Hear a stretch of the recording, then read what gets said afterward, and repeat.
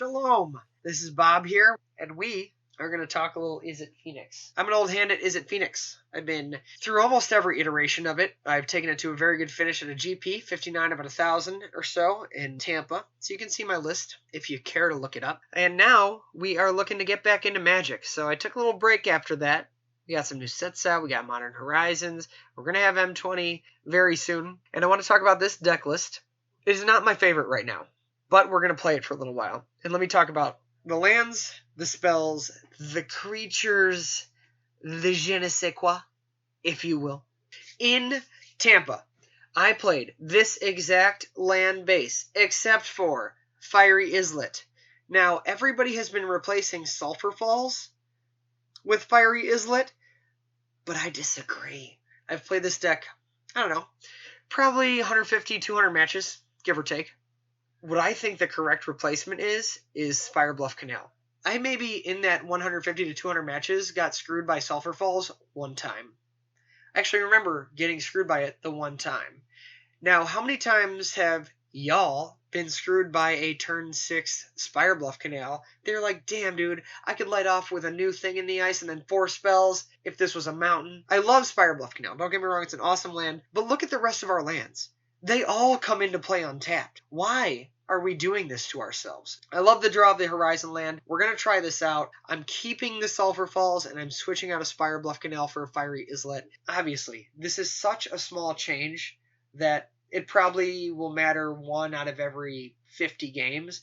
But that 1 out of every 50 games is going to be your Game 3 in Round 10 of a GP. Get with your shit. Let's talk about these blue cantrips. This is the same exact blue cantrip list that I ran in March. I was on double opt, double sleight of hand, 4 Serum Visions, 4 Thought Scour, and everybody else was on 4 opt. And I was not down because this deck has 18 lands and you need as much dig as possible. Opt is necessary in the deck. However, if you're not playing the Pyromancer Ascension version, you have no reason, which I was not, you have no reason to 4 of your blue spells. And now, mind you, I bought 4 foil Invasion Opts for this deck.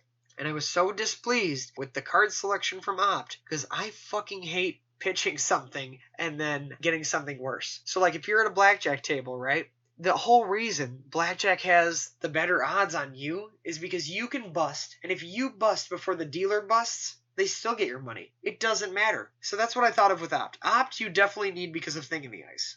100%. Sleight of Hand fulfills almost exactly the same role, except for that one offhand chance that you need the instant Thing in the Ice flip when he's on 1, but it gives you better card selection. So, by all means, I would be down with 3 Sleight of Hands, 1 Opt. I'm not saying, I'm just saying. Let's talk about our Phyrexian mana free spells. A long time ago, when this deck came out, when I was on Mono Red, when it first got to Izzet, Gutshot was the boy. Gutshot doesn't do anything. I mean, every once in a while it'll get you there for an extra point of damage to win the game, but that was too few and far between, and now we're in this, even with Bridge banned, we're still in a graveyard world. I'm just a graveyard guy living in a graveyard world. And so we have to have a defense against that. Surgical Extraction is the perfect defense against that for our deck. 3 main deck Surgicals is insane in any other deck in Modern, right? It's free.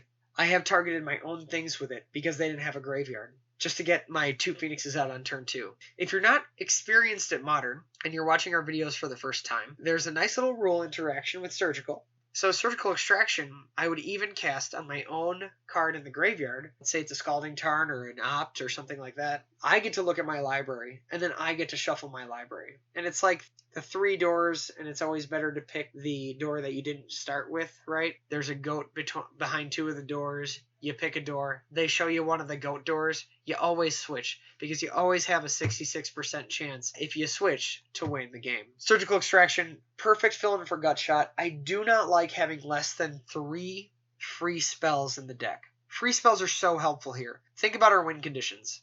Thing in the Ice, Arclight Phoenix. Main win conditions. Secondary win condition, Aria Flame. And we'll get to that in a second.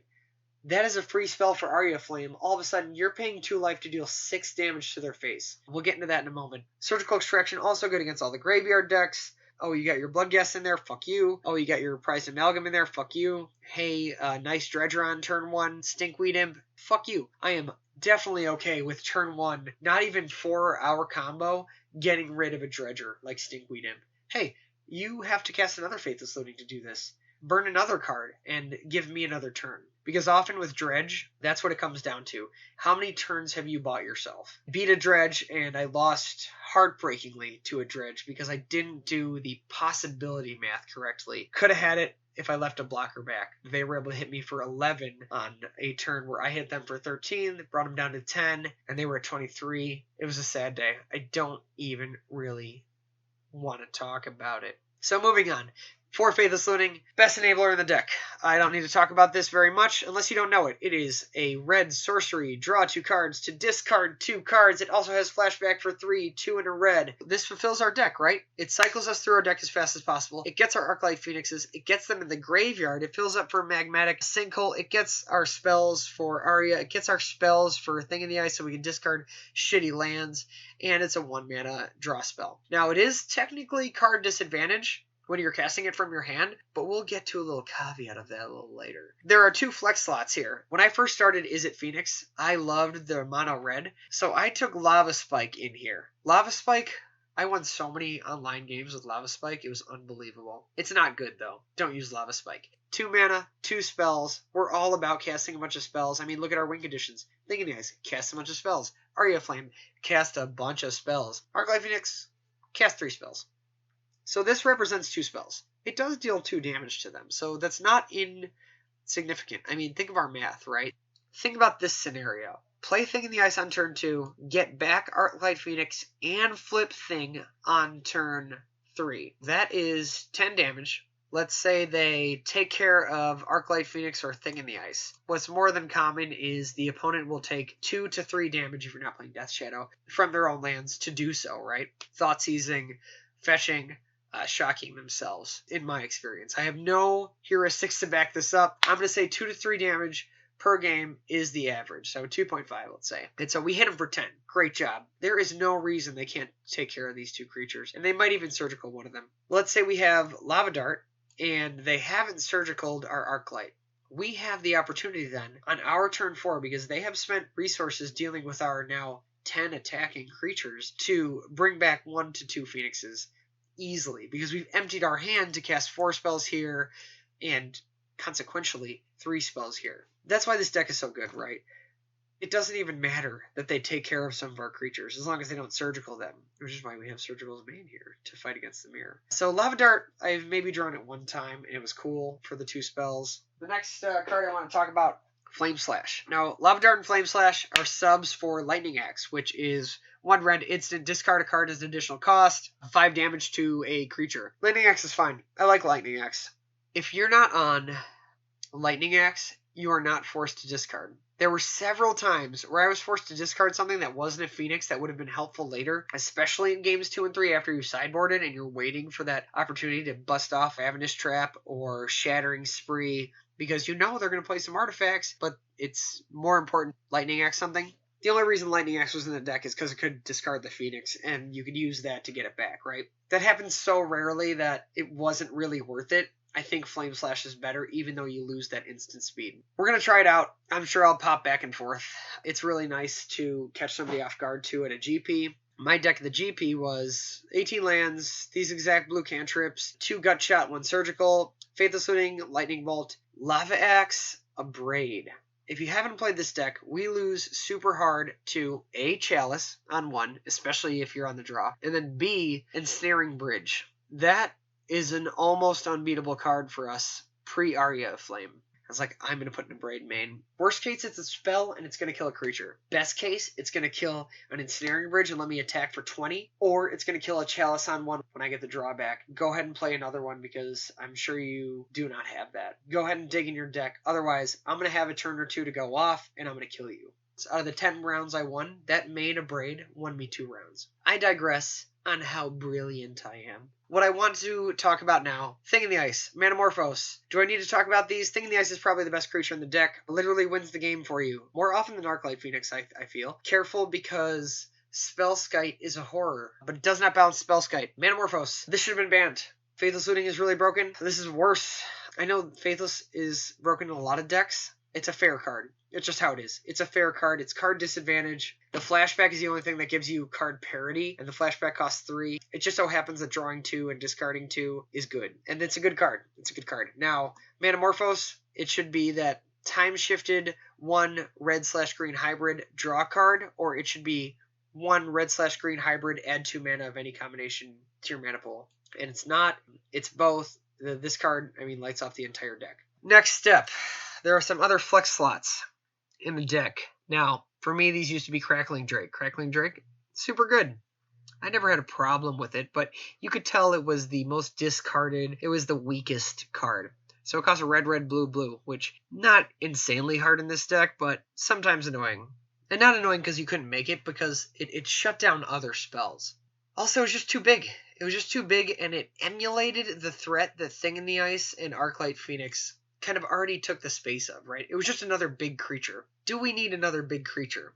If we are losing and they have a ton of creatures, right? What we're trying to do is Thing in the Ice, Arclight Phoenix. Crackling Drake doesn't really help that. Now, if we're already kind of winning or it's a stalemate, Crackling Drake as a 10-4 is fine. And make him have some sort of removal, otherwise you win. It also draws you a card, which is not terrible, but anybody who's played this deck knows it is the weakest card. So what that got replaced by, Magmatic Sinkhole / Finale of Promise. Magmatic Sinkhole, new card. So this, in my opinion, replaces Set Adrift, which is blue, some sort of giant generic number, maybe 5, maybe 6, I don't really know. I never played it. It was after my brew for Tampa. So this does a really good job here. What Magmatic Sinkhole does is it gives us Planeswalker interactability. This deck, notoriously weak to Planeswalkers. We don't have the creatures, we can't do anything. For example, Jace. Jace is going to bounce our Thing in the Ice all day. It's one of our main win conditions, and like I said, the best win condition we have. Arclight Phoenix, really this deck should be called Blue-Red Thing. Arclight Phoenix, not as good as Thing in the Ice. It's just how it is. This gives us that defense, and it also kills a goddamn creature, and we can cast it at instant speed for 1 red. We fill up our graveyard so fast, not a big deal. My personal favorite new card is Finale of Promise. I didn't read it at all. It has got too much fucking text on it. All I knew was red, red, something, cast free spells. What this does, red, red, X.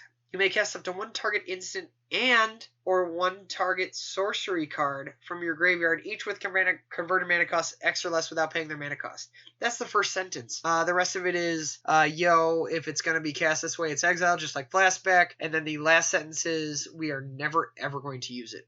Don't worry about it. Red, red, X is almost always red, red, 1. So it's a 3 mana spell. It allows you to first choose a target instant, second, choose a target sorcery. Now, if you don't have both, you can't do it. You can do it, just don't do it. The whole power of this card is you get to choose an instant and a sorcery as your targets, right? You can't do 2 instants. You can't do 2 sorceries. Once this spell then resolves, at that point, you get to choose to cast those 2 spells. And they are technically both at instant speed. So you can cast the instant first, put it on the stack, and then cast the sorcery. My 2 cards are Lightning Bolt and Serum Vision. What I want to do is I want to choose the Lightning Bolt first because it's an instant. I want to choose the Serum Vision second because it is the sorcery. Then Finale of Promise resolves. I choose which order I'd like to resolve these spells in.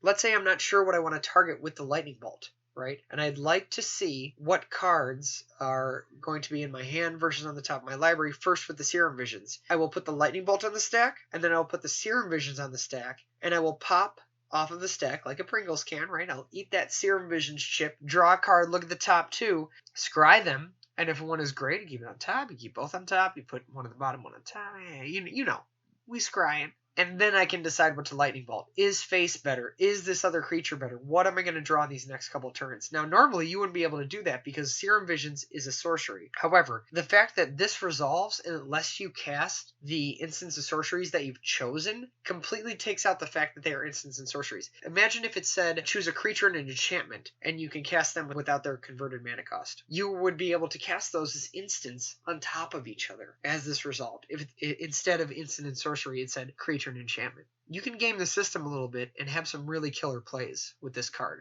The most important thing, 3 mana, 3 spells, flipping Thing, bringing back Phoenix, all day. People thought seize this out of your hand on turn 1. because it's so powerful. Because you are putting 1-mana spells into the graveyard constantly, both instants and sorceries, with mad consistency. Best new card in the deck. 2, red, enchantment. ETB, each opponent gains 10 life. Why are we playing this? I used to play fucking Lava Spike. Why on earth are we giving them 10 life? What are our bad matchups? Blue-white control. Terrible matchup. And that is kind of still bad. But anything slow and grindy. Jund. Black-green. I have had just such little success against these decks. They can just outpace you because they get to rip apart your hand, so they get to ruin your game plan. You can come back, but by that time they have a 5/6 Tarmogoyf and a Bloodbraid Elf coming at you, or a Scavenging Ooze, which they have main in black-green. And that is just the most annoying thing, and you're just like, ah shit, I'm relying on my 2 of Crackling Drake now to win the game. And they're just going to remove it because they have Pulse or Breath Decay in hand. Aria Flame does is it makes them have specific removal, and also Aria Flame can light off just so fast. They gain 10 life, and then every time you cast an instant or sorcery spell, it adds a counter, and they take that much damage. Cast Aria Flame, let's say at turn 3. They go to 30. They haven't lost any life. Turn 4, we have 4 mana, hopefully, and we go Manamorphose, Thought Scour, Sleight of Hand, Faithless Looting. Minimum.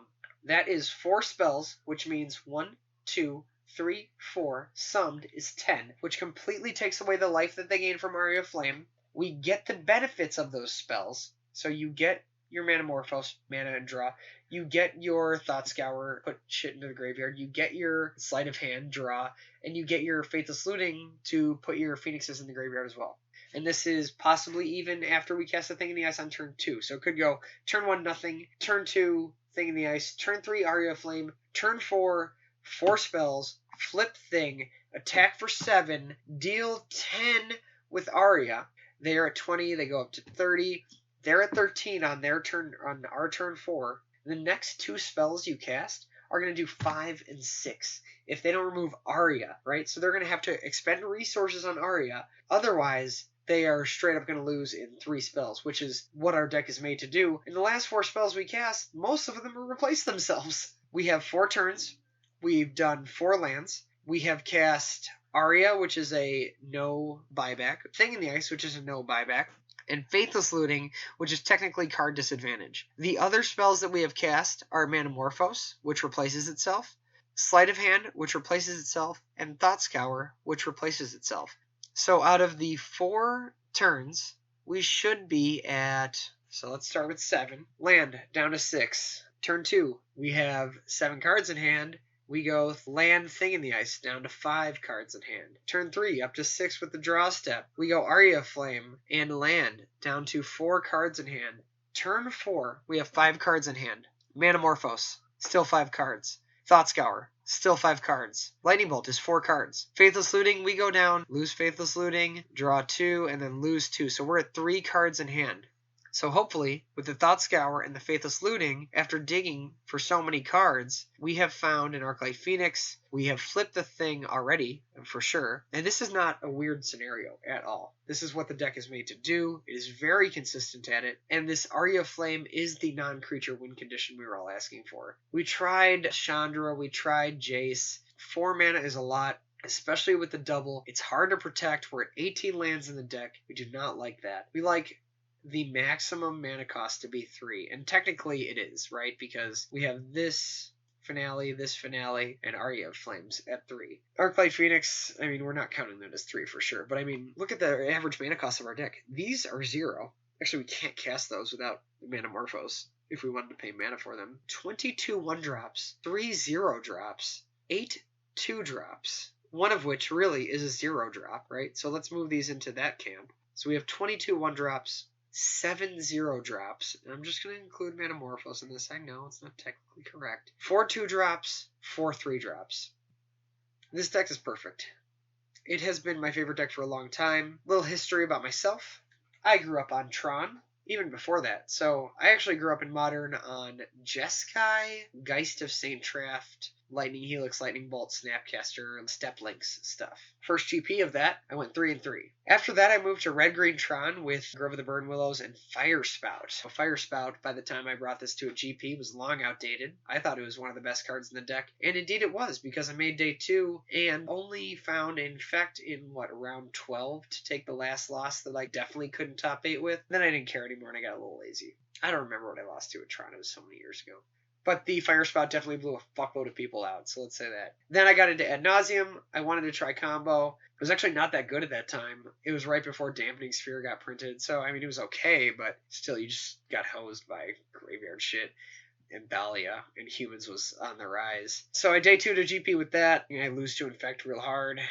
Girl plays a Glistener Elf after I pitch a 1 land, Angel's Grace, Pact of Negation, but nothing else sort of hand. Could have Pact of Negation the Glistener Elf and possibly won that game. I went back to Tron. I had a 4-0 start Mono Green Tron. I just net decked it. I didn't really practice because I knew Tron beforehand. It's matchups. You're bad against Burn. You're bad against Infect. You're kind of bad against Abzan. What you want to be in on is Jund. I actually lost to Jund in a side event after I scrubbed out, but last match winning in was Scapeshift, which I had beat earlier twice, and so I was pumped. Dude was very nice. Mulligan to 6 on game 1, lost. Did not mulligan game 2, won. Mulligan to 5, which is the worst possible keep on 5, and I know you can go to 4 on Thought Not Seer, and I thought this can at least get there and rip the relevant piece out of his hand, and I have some time. We get there, shows his hand, it's double Scapeshift and double Farseek, I think, at that point, so I'm totally fucked. And that was a shame. And so normally I don't like playing these low-ass land decks, but this deck is so much more consistent than Tron. Beat the shit out of it. I was happy to see it. Even, I think almost every game they got Tron, and it didn't matter. Cool card. I am just going to bring everything back from the graveyard, and I hit you for 6 to 9. What are you going to do? Nice card. You're going to exile one of my birds? All right, get you for 6 next turn. One time there was an Ugin, and it cleared away 2 birds and a thing in the ice, and you know what I was able to do? Is cantrip for lightning bolts to win the game. And it was really funny. It was the last round to decide who was going to be in the top 64. I know he had Ugin in his hand. I knew he was going to cast it. I still went for the damage with the creatures. He cast it, wipes my board, and I was just like, you know what? Opt, Serum versus Opt, that kind of stuff. He starts hitting me for 3, and I think it took 3 turns and 2 non-draw step spells to get my 2 lightning bolts to finish him off. And it was funny because the first lightning bolt, he goes to remove the Ugin because he had just wiped everything for 4. And so it's at 3. And I'm just like, no, lightning bolt you. He goes, okay. What else are you going to do with that Ugin? That's going to sit there for several turns. I'm at crazy life. There's no way I'm not going to find a lightning bolt. And my heart believed in the cards. The cards believed in my heart. We all believed in the heart of the cards. It was a beautiful thing. All right, I'm sorry. That's way too much history. For the sideboard, I have changed a little bit. So, the only thing that I have changed, I have replaced 1 Spell Pierce, because there were 2 initially in this list, with a Shattering Spree. And this just harkens back to, we lose to fucking Chalice so hard. We lose to Ensnaring Bridge super hard. I don't want to have to rely on drawing into an Aria of Flame after I have no cards in hand, and then casting 6 spells. Now, I'm not saying casting 6 spells is hard. I don't want to have to be facing down a bunch of those 3/3s that you can cast from exile while having to wait for this, right? Oh shit, you gain 10 life and I lose in 2 turns. I'm a huge fan of Shattering Spree. This is the stuff I'm trying out right now. It's been good. Spell Pierce, that's a catch-all. You can go Dispel here. I think I like Spell Pierce better. We're going to try out a bunch of stuff. Force Negation has been fantastic. Stops those fucking Planeswalkers from coming down. Teferi, Jace, Chandra, all of the other Planeswalkers. Oh, you know who sucks? Actually, for this deck, if you're not ahead by a significant portion, the Satyr. I forget his name at the moment. He's like the little green-red goat creature, and he's just making 2/2s and making a mana. Court of Calling, sort of kiki-jiki decks. Yeah, fuck that guy. Narset is amazing against all the combo decks. That Allosaurus Grizzlebrand deck, any Grizzlebrand deck, obviously, you want to bring a Narset for. They have no way to deal with it. You play it, and they go game over. Ravenous Trap I actually did have in my sideboard.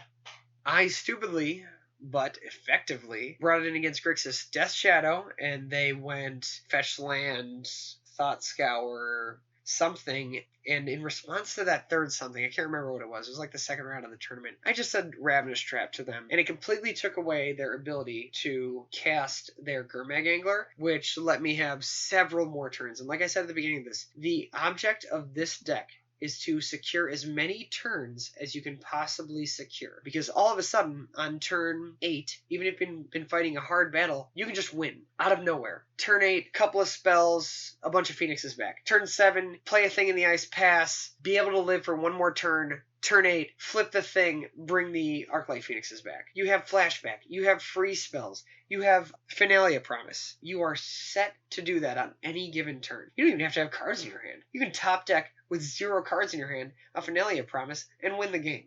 Not only is it very good because you get the effects of all the cards that you cast for free, but also you just win because, hey, I'm going to cast this with X equals 1 for 3 total mana and win. That cool? Good. Now, the red spells are a little different than I had. Alpine Moon, Tron. I actually have never played this card. I was more on the double Blood Moon. So we have a single Blood Moon here. Not quite sure on the split yet. There's a second Flame Slash. Now, this is for the mirror for opposing things in the ice. Maybe for humans as well. John Tarmogoyf shit. Anywhere you want to kill a creature. But definitely the mirror. Because the thing in the ice, if you can kill that before it flips, you are money. Because personally, I would keep a 2-land thing in the ice, bunch of spells hand. And that can be the threat. You can't remove it, that's fine. I'm also going to cast a bunch of spells just in case you can remove it and draw something else. But if you can't remove it, I'm just going to win. And sometimes they can't remove it. Sometimes other decks are just focused on their own thing. Shattering Spree is for Chalice and Ensnaring Bridge. Honestly, we lose those goddamn artifact combo decks so hard. It is really, really hard to win against them. I would be okay with having Shattering Spree, Shattering Spree, Shattering Spree,